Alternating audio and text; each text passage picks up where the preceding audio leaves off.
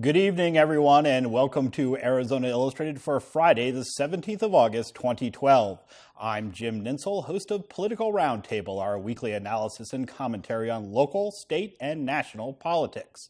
Tonight on the Roundtable, we'll look at the most competitive races as the primary election approaches and talk about the latest dust-up in immigration politics as Governor Jan Brewer issues a new executive order.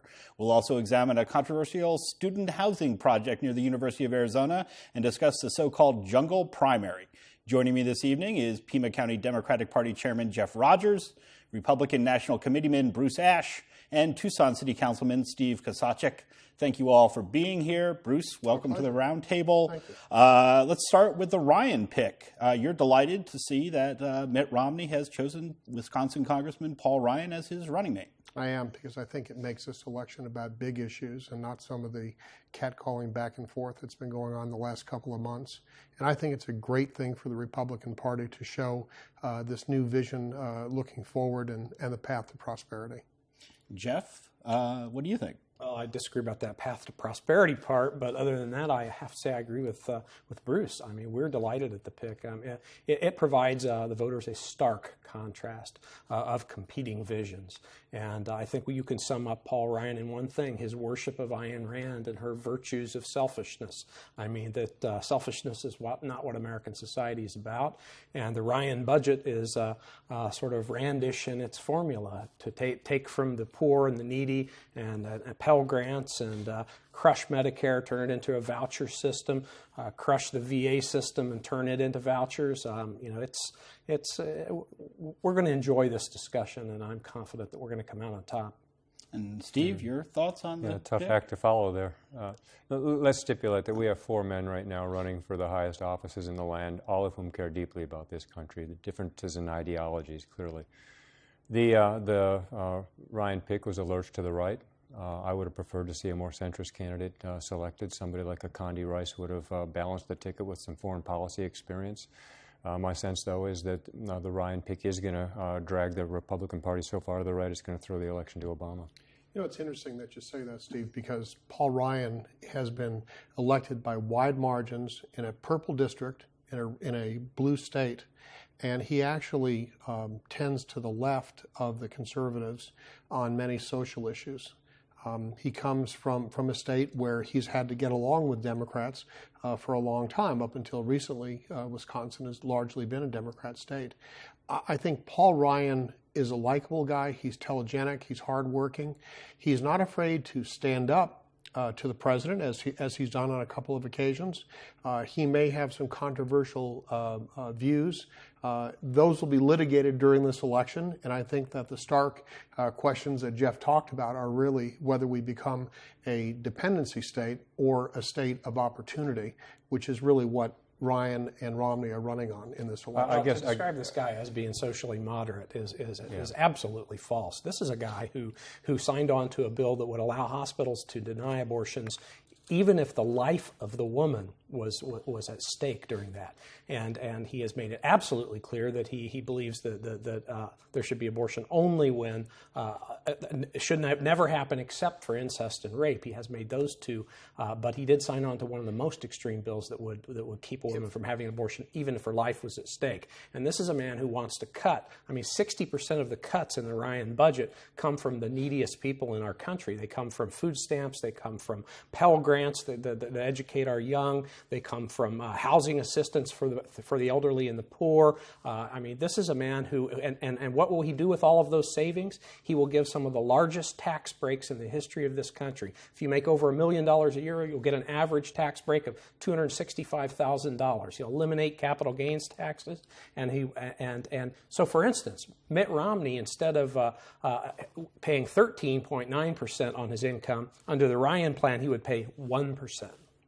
Yeah, you can't make the case that he's socially moderate. I mean, that's just fatuous. You can try and say he won in a purple state, but please, I mean, let's just the facts are, and Jeff took the words out of my mouth from the standpoint of the abortion, the domestic partnership positions he's taken. I mean, we can go down the line.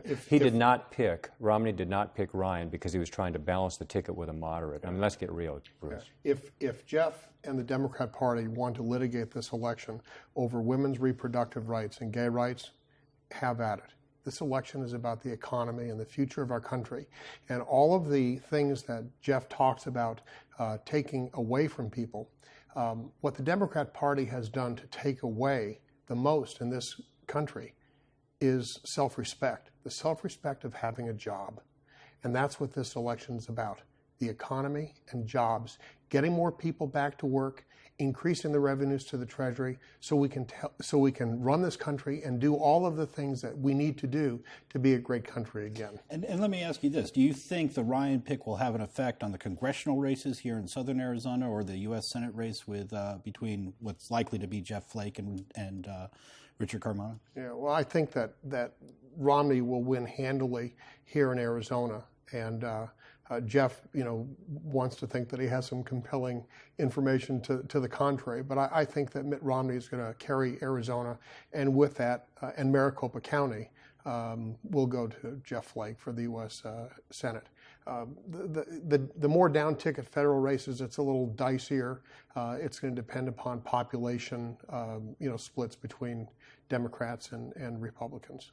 You think it has an impact on any of these lower? I think it drags the Republican Party in this state further to the right. And as we've discussed before, I mean, Jeff Flake is trying to out-conservative Cardin up in Phoenix. We see the same thing happening at the supervisor level with Collins and Ray Carroll. I think it pulls the Republican Party. I think it's going to help Ron Barber. I think it's going to help Richard Carmona because it clears the center of the playing field for the Democrats. I would agree. I think that Dr. Carmona is going to love the discussion talking about voucherizing Medicare and voucherizing veterans benefits and veterans health care. And these are things that Flake signed on to do. Flake twice voted for the Ryan budget. So I think we're going to enjoy having that discussion with Congressman Flake. If I can just... really quick, because we're going to discuss this obviously all the way through the election. If I can just say something. Everybody knows that Social Security is in trouble. Everybody knows that Medicare is in trouble. And we need to have that conversation. And that's part of this whole conversation about the economy and where our country is going to in the future. And that's a conversation that we need to have. And Jeff and the Democrat Party want to scare seniors about where their Social Security and where their Medicare is going to go. The fact of the matter is, if we don't do something about both of those, we're going to lose both of them for everyone. Yeah, Paul Ryan is going to scare the seniors. They may have just given up Florida by adding him to the ticket. That's how bad he is.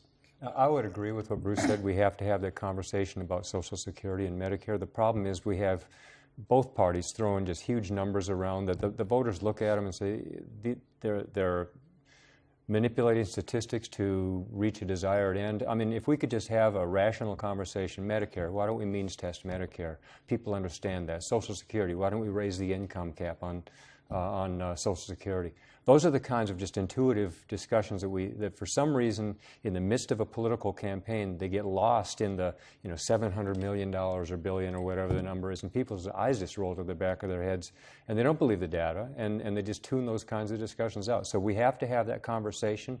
They're both absolutely legitimate issues, but just tone down the rhetoric and start talking about some legitimately rational solutions to it. We are going to lose both of those programs, but my gosh, it would appear that neither major party wants to really address them in a way that the general public and the taxpayers really get. Well, that's not true, Steve, because the Republican Party has consistently put positions forward, and the response from the Democrats and the president has just been no. It's the same way on the budget.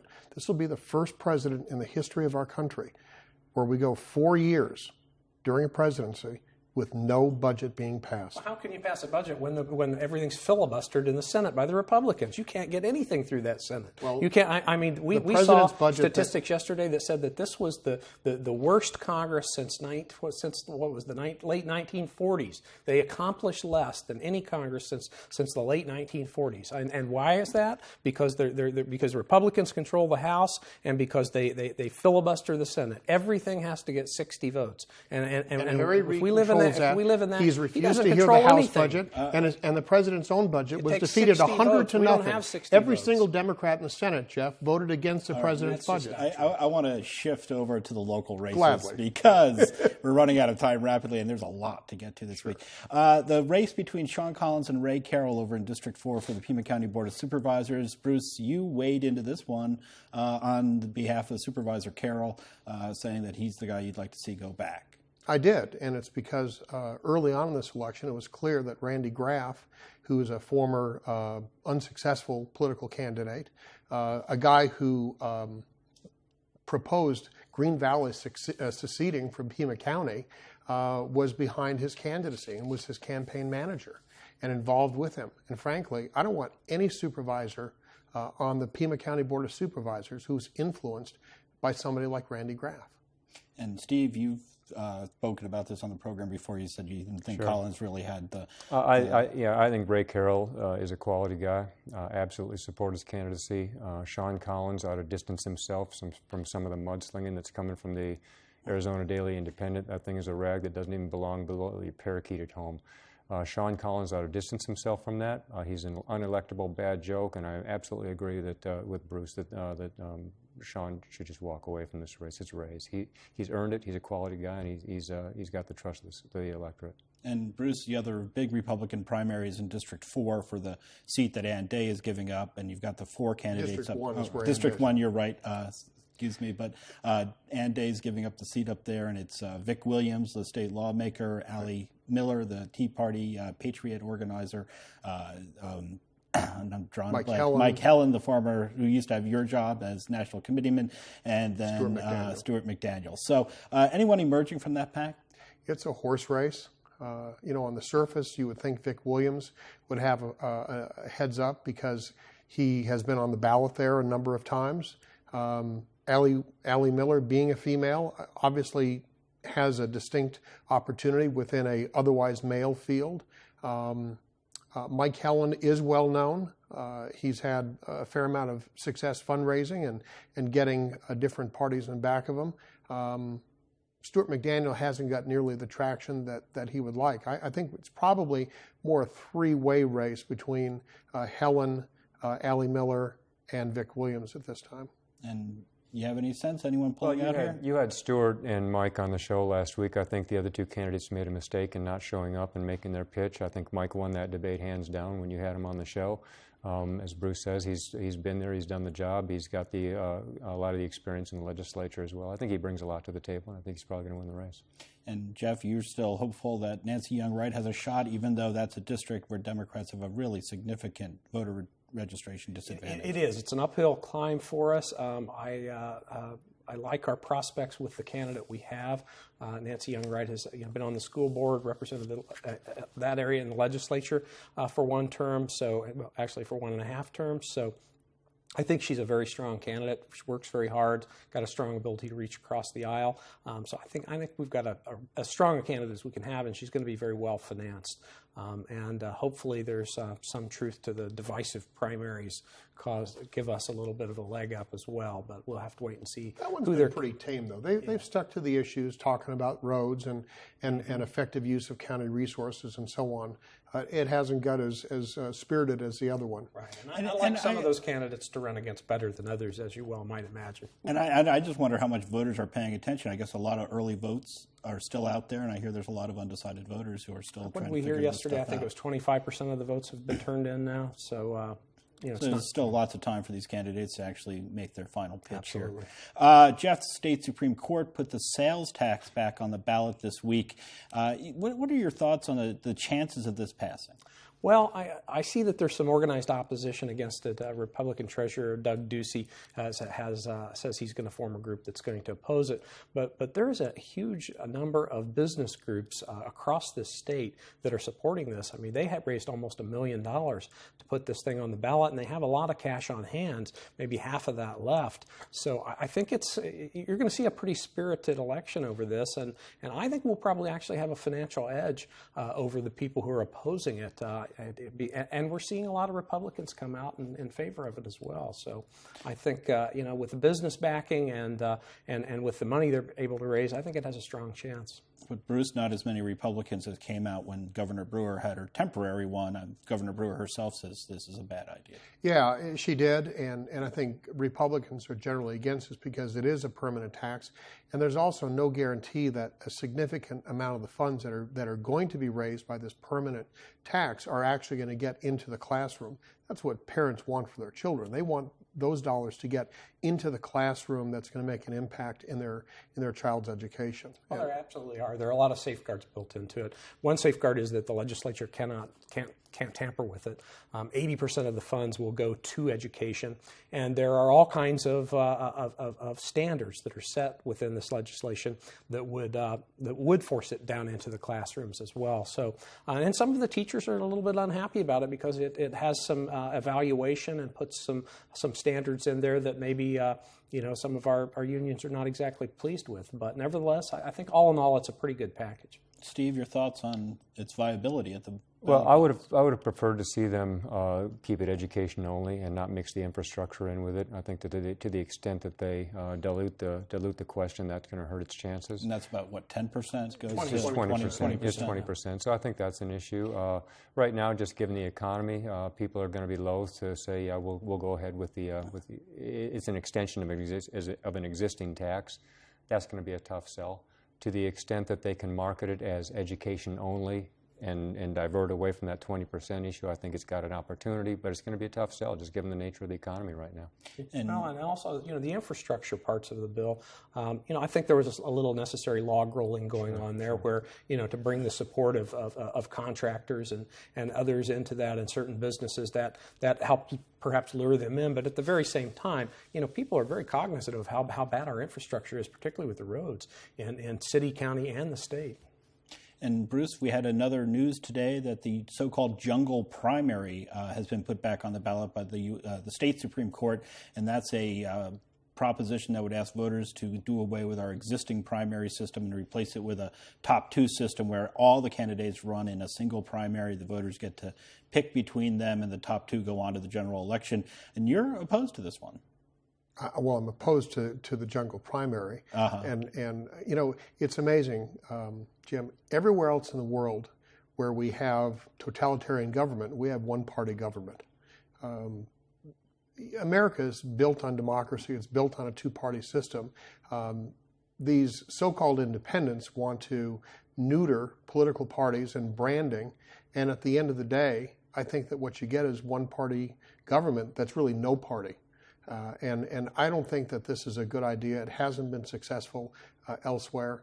I think every time you start tinkering around with the Constitution about voting, we did that with the Independent Redistricting Commission. We did that with clean elections. We have unintended consequences that come as a result of it. And I think there's going to be a lot of unintended consequences with this amendment. This is bad initiative for Arizona voters to vote in favor of. And Jeff, you actually are in agreement with Bruce? I completely agree with Bruce. This is a mess, and there are huge unintended consequences. You look at the states that have it now. Louisiana, I mean, it's a Republican stronghold, always has been. Didn't moderate anything there over the decades they've had it.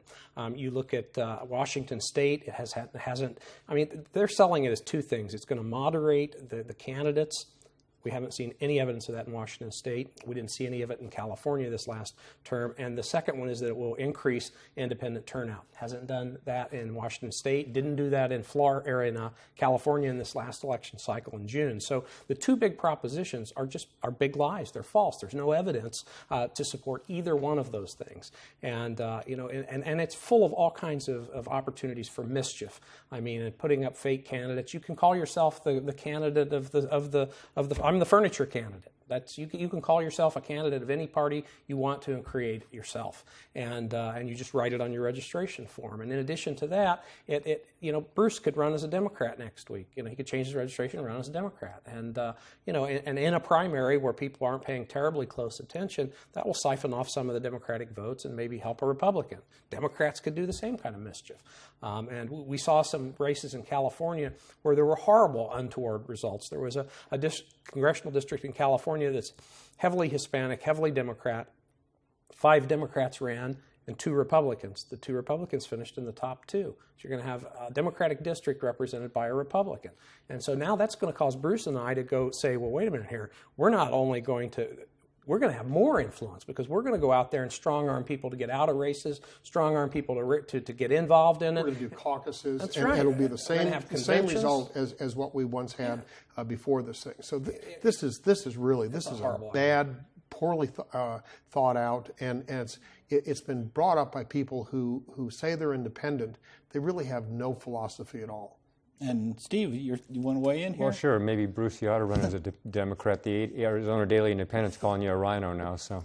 Well, what chance of that? Yeah, Steve? right. But no, I actually am 2 things. I'm surprised that it got to the ballot. I thought it would fail at the court level because they're asking 2 separate questions, nonpartisan and the open primary. So I'm surprised it got on. It'll be an interesting commentary on how fed up the people really are or are not with the 2 major parties. I think it will lose because people like to use the party labels as a tool by which to kind of gauge the ideology of candidates if they don't really dig in and do their homework. So I think it'll probably fail at the ballot box for reasons that people are used to identifying, and people have a penchant and a desire and a right to associate freely. And so disenfranchises Greens, Libertarians, other up-and-coming parties from really ever getting started in this state. And that's just another reason. We saw that with California in their June primaries. And Steve, let me ask you about this controversy regarding a high-rise development near the University of Arizona. There's, I think it's 3 towers going up, and the 3rd one here, there's some controversy about how high it can be. And you were kind of left out of the loop at the City Council as these negotiations were undergoing, even though you represent the area. Yeah, the controversy is with respect to one of the properties, and it wasn't about. Let me put it this way: I'm not nearly as bothered by the height of the structure. The council voted to allow 130 feet in height. We're going basically from 8 stories to 10 stories. From 90 feet to 130 feet, and so depending on how you're building your structure, it could mean anywhere from 2 to 3, 4 more stories. The problem was the process by which it came about. We had voted on May 8th to cap the heights at 90 feet, 86 and 54 feet, stepping down towards the neighborhood. The developers went out to the far east side of town, got a hold of a couple of the council members who have no stake in the issue. None of the council members had been to any of the scoping meetings, any of the public hearings, any of the zoning examiner hearings, and want to count their votes. They got their votes, came back. Karen Ulick and I have been working, me for 2 to 2.5 years, Karen for longer than that, on developing a rapport and some good relationships with the neighborhoods surrounding the university. We were absolutely blindsided by this thing. I think it will have years and years of collateral damage. They took care of one developer, and the developers coming after that person now it's going to be open range warfare between the development community and the historic neighborhoods around this campus. It is a very complex issue as to how you accommodate development in the area around an institution that within 5 years is going to grow to 52,000 students and still preserve and protect the historic neighborhoods around this campus. For people out on the east side, the toughest thing that frankly Shirley Scott and Paul Cunningham have to worry about out on the east side is how do we build something on this empty dirt lot next to the Science and Tech Park. So Karen and I have been really invested in the complexity of this development issue and got the rug pulled out from under us. It wasn't really us, though. It is the neighborhoods who had been participating for hundreds of hours, literally, with a professional facilitator, and for us to walk in that room and find out that the vote had been, the motion had been pre-printed and it was a done deal. This is going to have lasting effects for the integrity of this governing body. And Bruce, you're an apartment developer yourself. Your thoughts on how this played out? I am, but I also think that while your primary goal is to make money, you also want to get along with your neighbors, and you want something that fits within the neighborhood. And you look to a city or a county government for some consistency when you're doing developments and when there's a lot of other people in the area doing developments. And to have the rug pulled out from underneath this process is, as Steve said, just as dangerous as anything else. I don't care if it's 90 feet or 130 feet or 40 feet, but there has to be some consistency. The people in the neighborhood have to be respected, although certainly there's greater interest than just the neighborhood, but be consistent. And that's sort of been a hallmark oftentimes with the city council that a lot of people are critical about. Jeff, your thoughts on how this played out? This thing has had, a dozen hearings, I think, over a process of over a year. If you look at the area between 6th Street and Speedway on the north and Euclid and Park, you look at that square area, there aren't more than half a dozen houses in that area. It is not, there's high rises everywhere. There's an 11-story building, a 12-story building, a 13-story building. There's commercial hotels. There's retail. There's about a half a dozen actual houses in that area, and they're all rentals. So we're not talking about really encroaching upon a historic neighborhood. I mean, this block area bounded by those 4 streets that I mentioned is already taken up with nothing but those kinds of structures. So I think that the harm done, if any, is what my colleagues here both say, is that maybe the process should have been a little bit more open, and we could have gotten to this result in a way that people weren't upset about. All right, and we're down to about a minute here. Unfortunately, we just have time to get to Governor Brewer's executive order. Jeff, your thoughts on it's relating to the DREAM Act kids? Well, this was political grandstanding. The law already forbids them from getting any benefits. The one thing that they can do, and she's legally incorrect, is they will be able to get driver's licenses, and we'll have to sue her again. She's invited another lawsuit, and I find it just amazing that she at one point in time it's we can't have medical marijuana because the federal law applies, but in all other instances, she thumbs her nose at the federal government. This is political grandstanding on her part. Okay, about 20 seconds, Bruce. Give you the final word on this one. The right move. It was a gutsy move. It probably will invite lawsuit. It was the right thing to do. Okay, well, Steve, about 10 seconds left. Well, we're back to court again. Here we go again. We just can't seem to get out of our own way, and that's troubling. It's a waste of taxpayers' money. Okay, that is all the time we have for tonight. Thank you all for being here. You can learn more about what's happening in politics by visiting azpm.org/yourvote. And while you're on our website, we'd love to hear your thoughts about tonight's program, so be sure to leave us a comment. To find out the latest from AZPM, follow us on Facebook and Twitter. Stay tuned next for the News Hour, and then at 8:30, tune into Arizona Week for the latest on the Arizona economy. On Monday, Congressman Ron Barber and his Democratic opponent, Matt Hines, will stop by Arizona Illustrated for a Your Vote 2012 forum. I'm Jim Ninsel. Thanks for watching, and have a great weekend.